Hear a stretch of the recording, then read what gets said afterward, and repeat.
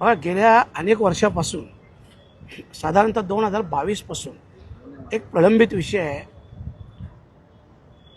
प्रशांत पाटील, सिद्धेश पाटील, देवेश पाटील, सुमित पाटील या चौघांनी एका बिल्डरशी एक ॲग्रीमेंट केला. साधा करार, म्हणजे रजिस्टरही नाही, नोटरीही नाही. करार होता 2012ला ॲग्रीमेंट केला साधा, आणि त्याला स्टॅम्प पेपर जोडलं 2016चं, आणि त्याच्यात प्रशांत पाटलांचा जो फोटो लावला तो 2018चा. म्हणजे एकंदरीत 100% बोगस असा हा करार बनवला.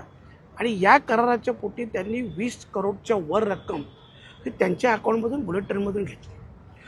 मुळात तो विषय असा आहे की ती जी सर्वे नंबरची जागा आहे, जे सर्वे नंबर किती असेल ते 28, ही सर्वे नंबर 28साठी माहितीसाठी सांगतो की बुलेट ट्रेनचा GR आला 2018ला नोव्हेंबर. जेव्हा नोव्हेंबर 2018 GR आला त्यावेळेस या जागेत काहीही नव्हतं, जैसे ते जागा होती. परंतु बुलेट ट्रेनचा GR आल्यानंतर 2019ला या लोकांनी त्या जागेत काम केलं.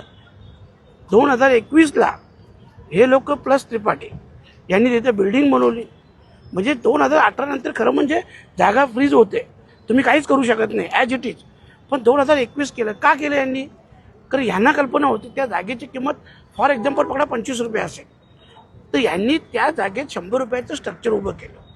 स्ट्रक्चर याच्यासाठी उभं केलं की सगळ्या अधिकाऱ्यांना मॅनेज करून, PWD असतील, इथले प्रांत असतील, नळेकर, सगळ्यांना मॅनेज करून 100 रुपयाचं स्ट्रक्चरची व्हॅल्युएशन 200 रुपये दाखवली. आणि 200 रुपये दाखवली, फॉर एक्झाम्पल तुम्हाला बोलतो मी, 200 रुपये दाखवली, आणि त्यांच्या नियमानुसार बुलेट ट्रेनच्या त्याची किंमत 2.5 पट दिली जाते.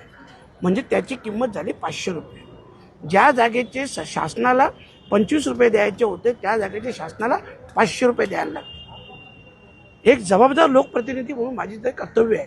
मी स्वतः जेव्हा विलंब होत होता, मी स्वतः मागच्या वेळेस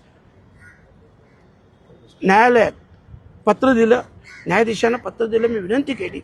त्यावेळेस विलंब माफ झाला. परंतु अजून 5 महिन्यापासून जबाब दाखल केला जात नाही. त्याच्यामुळं आज मी स्वतः इथे उपस्थित राहिलो. आणि तुमच्या माहितीसाठी सांगतो, ऑलरेडी ह्या लोकांनी 70 करोड प्लस रक्कम ही घेतलेली आहे.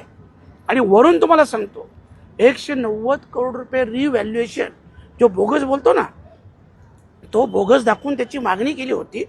ती त्यावेळेस मी स्वतः कलेक्टरांना पत्र दिलं, प्रांतांना पत्र दिलं. तिकडनं मी ते थांबवलं. मी खूप जबाबदारीने बोलतो, तुम्ही माहिती घेऊ शकता. तिकडनं मी थांबवलं. आत्ता यांनी नाशिकला एक कोर्ट आहे, हे बुलेट ट्रेनचं काहीतरी कोर्ट आहे, त्या कोर्टात ती 190 करोडची काहीतरी अशी मागणी केलेली आहे.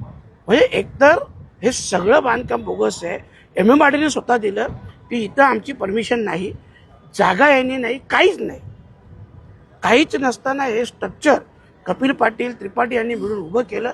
आणि शासनाचे अगोदर 70 करोडचे नुकसान केलेलं आहे. आत्ता आणखी 190 करोडच्या आसपास परत रिव्हॅल्युएशनची मागणी केलेली आहे, जिला मी विरोध केलेला आहे, थांबवलेला आहे. आणि म्हणून ह्या लोकांवर हा गुन्हा दाखल व्हायलाच पाहिजे. परंतु वाईट कसलं वाटतो तर ज्या नारपोली पोलीस स्टेशनच्या हद्दीत आहे त्यांनी गुन्हा घेण्यास नकार दिला, नोंदवण्यास नकार दिला. आज या न्यायालयात 2023 पासून प्रलंबित आहे.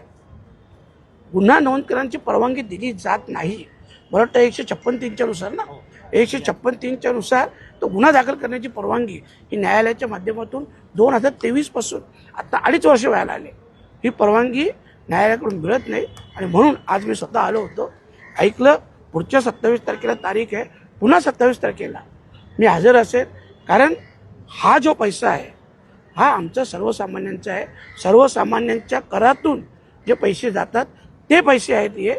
आणि म्हणून ह्या गोष्टीला माझा तीव्र विरोध आहे. कुठल्याही परिस्थितीत या लोकांवर गुन्हे दाखल हे व्हायलाच पाहिजे.